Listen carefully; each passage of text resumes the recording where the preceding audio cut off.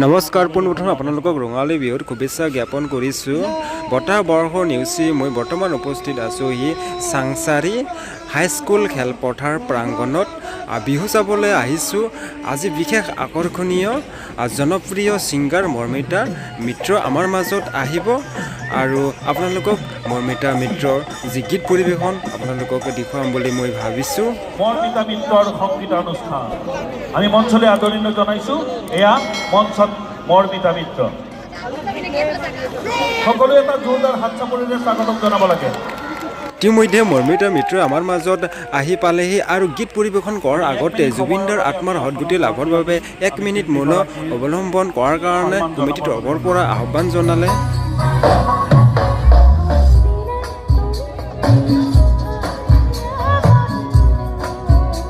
তো গাইজ, মৰ্মিতা মিত্ৰৰ গীত পৰিৱেশন চোৱাৰ আগতে মই আপোনালোকক দুষাৰ কথা ক'ব বিচাৰোঁ।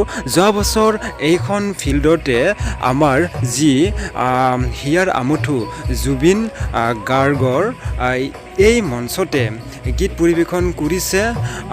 বহুত আমি ইনজয় কৰিছিলে।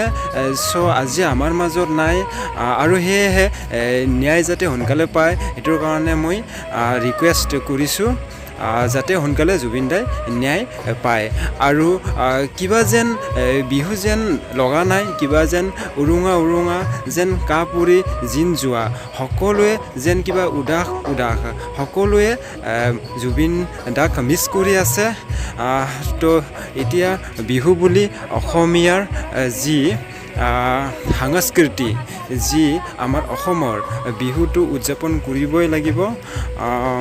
আৰু যোৱা বছৰ 7,000 যি চেয়াৰ পাৰিছিলে, চ' তথাপিও মানে বহুত মানুহ বাহিৰত থিয় দি চাব লগা হৈছিলে আৰু এইবাৰ অনলি 2,000 চেয়াৰ পাৰি দিছিলে। চ' 2,000 মানুহ ফিল আপ হোৱা নাই। তো আপোনালোকে যেতিয়া গীতটো চাব তেতিয়া আপোনালোকে গানটো যেতিয়া আপোনালোকে চাব তেতিয়া দেখা পাব নিশ্চয়। আৰু যোৱা বছৰৰ জুবিনদাৰ যি ফাংচন মই ব্লগ বনাইছিলোঁ, চ' ডিছক্ৰিপশ্যন বক্সত লিংকটো দিয়া আছে, আপোনালোকে চাব পাৰিব।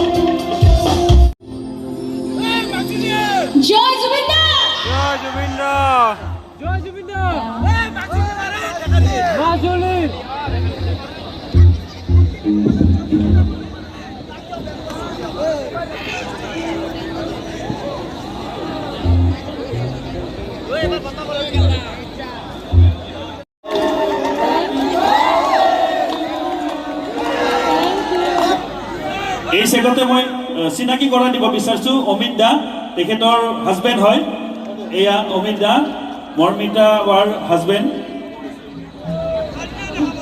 এয়া সম্পাদক ডাঙৰীয়াই হেডফোনটো চেঞ্জ কৰিছোঁ